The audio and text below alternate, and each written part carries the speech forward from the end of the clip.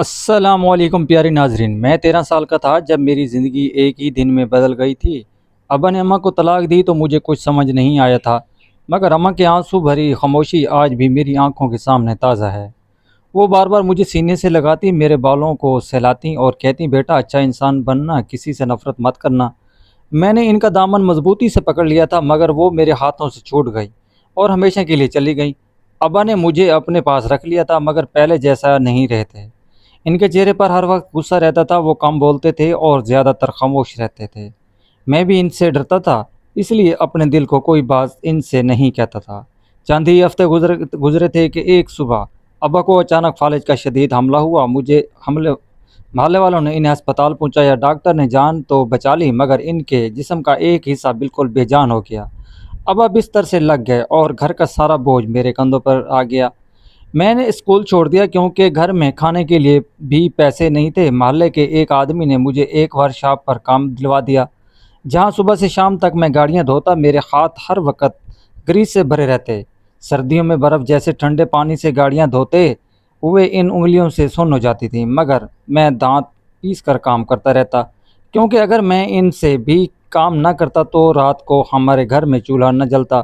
Workshop کے مالک سخت مزاج تھے، مگر دل کے برے نہیں تھے۔ وہ کبھی کبھی میرے لیے کھانا بھی منگوا لیتے تھے اور کہتے تھے، بیٹا ہمت نہ ہارنا، ایک دن ضرور اچھا وقت آئے گا۔ میں صرف مسکرا دیتا، کیونکہ مجھے اچھے وقت پر یقین ہی نہیں رہا۔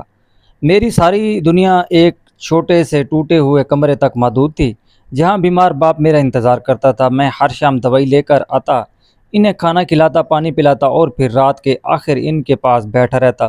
وہ بول نہیں سکتے تھے، مگر ان کی آنکھیں جیسے مجھ سے بہت کچھ کہنا چاہتی تھیں۔ کئی مرتبہ میں ان سے اماں کے بارے میں پوچھا، مگر ان کی آنکھوں سے صرف آنسو بہتے تھے۔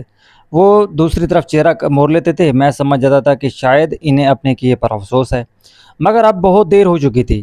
ایک رات ورکشاپ پر بہت زیادہ کام تھا، شہر سے باہر جانے والی گاڑیوں کی دھلائی ہو رہی تھی، اس لیے مجھے معمول سے زیادہ دیر رکنا پڑا۔ جب میں تھکا ہارا گھر پہنچا تو دروازہ آدھا کھلا ہوا تھا۔ میرا دل زور زور سے دھڑکنے لگا۔ میں اندر داخل ہوا تو گھر میں عجیب سی خاموشی تھی۔ میں نے آواز دی، ابا، مگر کوئی جواب نہ آیا۔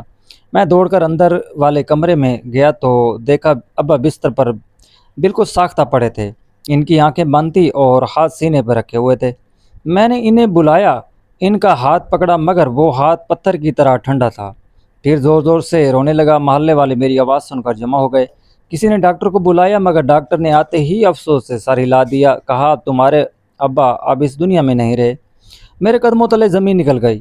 میں بالکل اکیلا رہ گیا تھا، نہ اماں میرے ساتھ تھی اور نہ ہی باپ۔ میں ابا کے سینے پر سر رکھ کر روتا رہا۔ پھر نہ جانے کیوں میری نظر ان کی پرانی واسکٹ پر پڑی، جو ہمیشہ بستر کے قریب لٹکی رہتی تھی۔ میں نے وہ واسکٹ اٹھائی اور اسے سینے سے لگا لیا۔ ناظرین کرام، آپ سے گزارش ہے، پلیز آپ ہمارے چینل کو ضرور سبسکرائب کر لیں، شکریہ۔ اس میں ابھی بھی ابا کی خوشبو موجود تھی۔ میں بے ساختہ رونے لگا۔ اچانک میری انگلی واسکٹ کے اندر والے کونے سے ٹکرائی، وہاں کچھ سخت محسوس ہوا۔ پہلے تو میں نے سوچا شاید کپڑا موٹا ہوگا، مگر جب غور سے دیکھا تو وہاں نہایتی صفائی سے ٹانگا لگا ہوا تھا، جیسے کسی نے جان بوجھ کر اندر کچھ چھپا رکھا ہو۔ میرے دل میں تجسس پیدا ہوا۔ میں نے باریک دھاگ تلاش کیا، پھر احتیاط سے وہ ٹانگا کھولنا شروع کر دیا۔ چند لمحوں بعد اندر ایک پرانی سی تصویر طے کیا ہوا کاغذ نکلا۔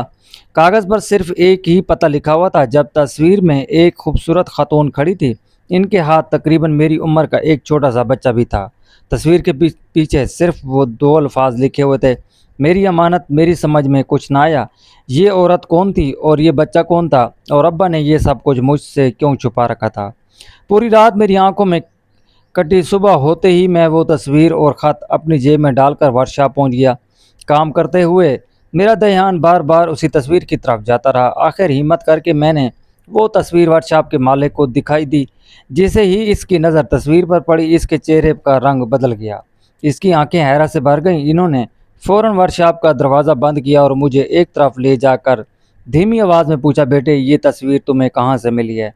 میں نے انسانی پہچان نہا۔ وہ کچھ لمحے خاموش رہا، پھر انہوں نے فوراً اپنا موبائل نکالا، کسی کو فون کیا اور اپنے کاغذ۔ پھر کہیں اس کی آواز میں ایسی گمگنی تھی کہ میرا دل مزید پریشان ہو گیا۔ اس کی آواز مجھے جانا کے بعد ایک कीमती सी गाड़ी आकर रुकने लगी। चंद लम्हों में पूरा इलाका हैरत से इन्हें देखने लगा। वर्कशॉप के बाहर खड़ी कीमती गाड़ियों को देखकर मेरे हाथ ठंडे पड़ गए थे। मैंने भी ज़िंदगी में ऐसी बड़ी गाड़ियाँ कभी नहीं देखी थी।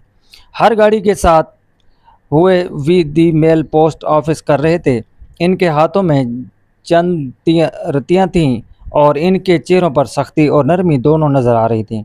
वर्कशॉप का मालिक पूरा सीधा खड़ा हो गया, जैसे ही फ़ोन की भी जानता हो। चंद लम्हों बाद दरमियान वाली गाड़ी का दरवाज़ा खुला। सफ़ेद वाला एक शख्स बाहर निकला। इसने महंगा सूट पहन रखा था, मगर इसकी नज़रें मुझ पर जमी हुई थीं।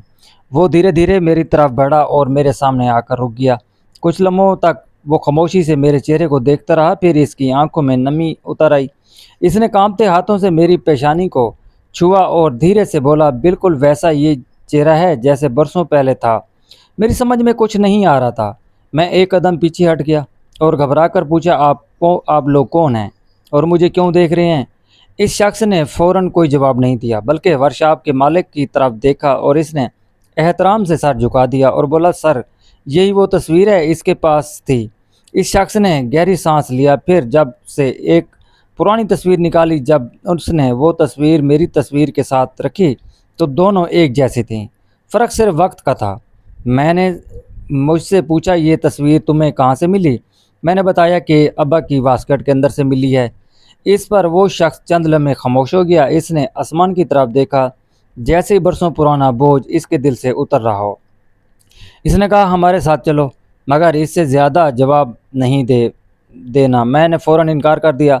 मैं किस जगह नहीं जाऊंगा, मैं कहीं नहीं जाऊंगा। इस शख्स ने नरमी से कहा, आज अगर तुम हमारे साथ आगे तो अपनी ज़िंदगी की पूरी सच्चाई से मिलोगे। इसकी बात मेरी समझ में नहीं आ रही थी, इसलिए मैं खामोश हो गया। शाम को मालिक ने भी मेरे कंधे पर हाथ रख कर कहा, बेटा, इन लोगों के साथ चले जाओ, मैं वादा करता हूँ तुम्हारा कोई नुकसान नहीं होगा। मैंने हिचकिचाते हुए हाँ कर दी। पहली बार मैं ऐसी कीमती गाड़ी में बैठा था। नरम नश्त थी, ठंडी हवा थी और खामोश माहौल मुझे और ज़्यादा बेचैन कर रहा था। गाड़ी शहर से निकलकर एक बड़े इलाके में दाखिल हो गई, जहाँ ऊंची दीवारों वाली शानदार कोठियाँ थीं। नाज़रीन इकराम, वीडियो और भी दिलचस्प होने वाली है। आपसे प्लीज़ गुजारिश है, चैनल को एक बार ज़रूर सब्सक्राइब कर लें। कहानी आगे शुरू करते हैं। जहाँ ऊंची दीवारों वाली शानदार कोठियाँ थीं, आखिरकार एक बहुत बड़े महलनुमा घर के सामने गाड़ी रुकी। दरवाज़ा खुला तो दर्जनों मुलाजिम कतार बनकर खड़े थे, जैसे किसी खास मेहमान का इंतज़ार कर रहे हों। मैं हैरान रह गया, क्योंकि वो सब मुझे देखकर एहतराम से सर झुका रहे थे। मुझे एक बड़े हाल में ले जाया गया, जहाँ दीवारों पर कीमती तस्वीरें आवेज़ा थीं और हर चीज़ किस फिल्म के मंजर में जैसी लग रही थी। चंद लम्हों बाद सीढ़ियों से एक उम्र रसीदा खातून नीचे उतरी। जैसे ही इनकी नज़र मुझ पर पड़ी, इनके हाथों से छड़ी गिर गई। वो तेज़ी से मेरी तरफ बढ़ी, मेरे चेहरे को दोनों हाथों में लिया और रोने लगी। वो बार बार कह रही थी कि मेरा बच्चा, मेरा बच्चा, आखिर तुम मिल ही गए। मैं घबरा कर पीछे हट गया और कहा कि आपको ज़रूर कोई गलतफहमी हुई है, मैं आपको नहीं जानता। खातून ने रोते हुए अपने गले से एक लाकट उतारा और इसमें से एक नन्हे बच्चे की तस्वीर थी। जब उन्होंने वो तस्वीर मेरे सामने रखी तो मैं हैरान रह गया। वो तस्वीर मेरे बचपन की थी। तस्वीर जैसी ही थी या कम अज़ कम बिल्कुल वैसी ही दिखाई दे रही थी। मैं कुछ समझ नहीं पा रहा था, आखिर ये सब कुछ क्या हो रहा है। इसी दौरान वो बूढ़ा शख्स मेरे पास आया और बोला, आप अब वक्त आ गया है कि तुम्हें सब कुछ बता दिया जाए। इसने आहिस्ता आहिस्ता कहना शुरू किया, बरसों पहले इस ख़ानदान पर बहुत बड़ा बहरान आया था। हमारे दुश्मन हमारी जायदादों का कारोबार पर कब्ज़ा करना चाहते थे। इस वक्त ख़ानदान के सबसे छोटे वारिस को कत्ल करने की धमकी मिल रही थी, इसलिए एक काबिल एतमाद शख्स को वो बच्चा दे दिया गया ताकि वो कुछ अरसे उसे अपने पास महफूज रखे। हालात बेहतर होने के बाद उसे वापस ले आना था, मगर फिर वो शख्स अचानक गायब हो गया। हमने बरसों तलाश किया, मगर वो ना मिला, ना ही बच्चा। मैं हैरत से इनकी बातें सुनता रहा। फिर मैंने कांपती आवाज़ में पूछा, आप कहना क्या चाहते हैं? इस शख्स ने मेरी आंखों में देखते हुए कहा, वो बच्चा तुम हो। मेरे कदम लड़खड़ा गए। मैंने फ़ौरन इनकार किया, नहीं, ये झूठ है। मेरे अब्बा एक गरीब आदमी थे, मैं इन्हीं का बेटा हूँ। आप लोग शायद किसी और को तलाश कर रहे हैं। مگر اس شخص نے جیب سے ایک اور تصویر نکالی۔ اس میں میرے ابا کا ایک نوجوان آدمی کے ساتھ کھڑے تھے اور وہ نوجوان یہی بوڑھا شخص تھا۔ میری سانس رک گئی کیونکہ تصویر میں میرے ابا مسکرا رہے تھے، جبکہ میں نے انہیں کبھی مسکراتے نہیں دیکھا تھا۔ بوڑھے شخص نے آہستہ سے کہا کہ تمہارے والد نے اپنی جان خطرے میں ڈال کر تمہیں بچایا تھا، مگر پھر کسی مجبوری کی وجہ سے تمہیں واپس نہ لا سکے۔ ہم نے انہیں کبھی غدار نہیں سمجھا کیونکہ ہمیں یقین تھا کہ اس کے پیچھے کوئی بہت بڑی مجبوری ہوگی۔ اب وہ اس دنیا میں نہیں رہے، اس لیے اصل حقیقت صرف ان کی چھوڑی ہوئی امانت نے ہمیں بتائی ہے۔ میرے ذہن میں طوفان برپا تھا۔ اگر یہ سب سچ تھا تو میری ماں کون تھی؟ وہ عورت کون تھی جس نے مجھے پالا اور جسے ابا نے طلاق دی تھی؟ اور یہ خاتون کون تھی؟ آخر میں نے بے اختیار پوچھا، اگر واقعی آپ کا کھویا ہوا بچہ ہوں تو پھر میری ماں کہاں ہے؟ میرا سوال سنتے ہی پورا حال خاموش ہو گیا۔ سامنے کھڑی عمر رسید خاتون دوبارہ رونے لگیں، جبکہ بوڑھے شخص نے نظریں جھکا لیں، جیسے ہی اگلا سچ پہلے سے بھی زیادہ دردناک تھا۔ آخر وہ قریب آئے اور بولے، بیٹا تمہیں مضبوط بننا ہوگا، کیونکہ جو حقیقت تم سننے والے ہو وہ تمہاری پوری زندگی بدل دے گی۔ میں نے کانپتی آواز میں کہا، مجھے صرف اتنا بتا دیں، میری اماں کہاں ہے؟ کیا وہ زندہ ہے یا نہیں؟ انہوں نے میرے کندھے پر ہاتھ رکھا اور سامنے کھڑی خاتون کی طرف اشارہ کرتے ہوئے کہا، یہ تمہاری حقیقی ماں ہے۔ یہ سنتے ہی میری سانس جیسے ہی رک گئی۔ میں کبھی اس خاتون کو دیکھتا اور کبھی اس بوڑھے شخص کو، مجھے اپنے کانوں پر یقین نہیں آ رہا تھا۔ میں نے بے بسی سے کہا، نہیں، میری ماں تو وہ تھی جنہوں نے مجھے بچپن سے پالا، جنہیں میرے ابا نے طلاق دے دی تھی۔ پھر یہ سب کیا ہے؟ عمر رسید خاتون نے میرے قریب آئیں اور ان کی آنکھوں سے آنسو بہہ رہے تھے۔ انہوں نے میرے چہرے کو ہاتھوں میں لے کر کہا، بیٹا تمہیں میں نے جنم دیا تھا، مگر تمہیں پالنے کا شرف ایک دوسری عورت کو ملا کیونکہ تمہاری جان خطرے میں تھی۔ تمہارے والد نے تمہیں بچانے کے لیے ایسا فیصلہ کیا جس نے ہم سب کی زندگیاں بدل دیں۔ میں نے پوچھا، پھر وہ عورت کون تھی جنہیں میں اماں کہتا تھا؟ بوڑھے شخص نے جواب دیا، وہ تمہارے والد کے ایک وفادار دوست کی بیوی تھی۔ تمہارے والد نے ان سے درخواست کی تھی کہ خدا کے لیے کچھ عرصہ تمہیں اپنی اولاد سمجھ لیں، پالیں، جب حالات بہتر ہوں گے تو وہ تمہیں واپس لے جائیں گے، مگر قسمت نے ساتھ نہ دیا۔ دشمن مسلسل تمہاری تلاش میں رہے، اس لیے انہوں نے ساری زندگی خاموش رہنے کا فیصلہ کر لیا۔ یہ اپنی وصیت۔ اب مجھے اپنے ابا کی خاموشی یاد آنے لگی۔ جب میں وہ دیکھتے تھے تو ان کی آنکھیں پھر آتی تھیں، مگر وہ کچھ نہیں کہتے تھے۔ میں ہمیشہ سمجھتا تھا کہ شاید وہ مجھ سے محبت نہیں کرتے، مگر آج معلوم ہوا کہ وہ تو میری حفاظت کے لیے اپنی ساری خواہشات قربان کر چکے تھے۔ میں نے فوراً پوچھا، وہ ماں کہاں ہے جنہوں نے مجھے پالا؟ میں نے ان سے ملنا چاہتا ہوں۔